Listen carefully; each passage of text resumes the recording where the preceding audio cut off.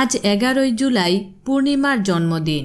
1981 সালের 11 জুলাই চট্টগ্রামে জন্মগ্রহণ করেন এই জনপ্রিয় নায়িকা। তার পৈতৃক বাড়ি চট্টগ্রামের ফটিকছড়িতে, জন্ম এবং বেড়ে ওঠা ঢাকায়। তার পারিবারিক নাম দিলারা হানিফ এবং ডাকনাম রীতা।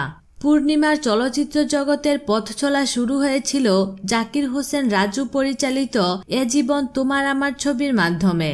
কাজী হায়াত পরিচালিত ওরা আমাকে ভালো হতে দিল না চলচ্চিত্রে অভিনয়ের জন্য শ্রেষ্ঠ অভিনেত্রী হিসেবে 2010 সালে প্রথম জাতীয় চলচ্চিত্র পুরস্কার লাভ করেন। চলচ্চিত্রে পূর্ণিমার অভিষেক হয় রিয়াজের বিপরীতে। রিয়াজের বিপরীতে 25টিরও বেশি চলচ্চিত্রে অভিনয় করেছেন পূর্ণিমা। এদিকে গত 6 জুলাই বৃহস্পতিবার আওয়ামী লীগের সাধারণ সম্পাদক এবং সড়ক পরিবহন ও সেতুমন্ত্রী ওবায়দুল কাদেরের সৌজন্যে সাক্ষাৎ করেন শিল্পীরা।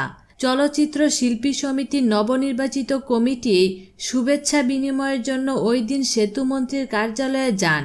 সে সময় মন্ত্রী শিল্পীদের সঙ্গে চলচ্চিত্রের বর্তমান অবস্থা সহ নানা বিষয় নিয়ে কথা বলেন।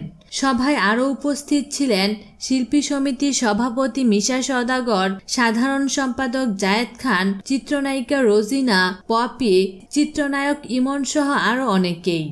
সভা শেষে তারকারা মন্ত্রীর সঙ্গে ছবিও তোলেন। সে সময় বাংলা চলচ্চিত্রের জনপ্রিয় নায়িকা পূর্ণিমার সেলফিতে ধরা পড়েন মন্ত্রী ওবায়দুল কাদের। বিনোদন জগতের নিত্য নতুন খবরাখবর জানতে আমাদের চ্যানেলটিতে সাবস্ক্রাইব করার জন্য আপনাকে আন্তরিক ধন্যবাদ।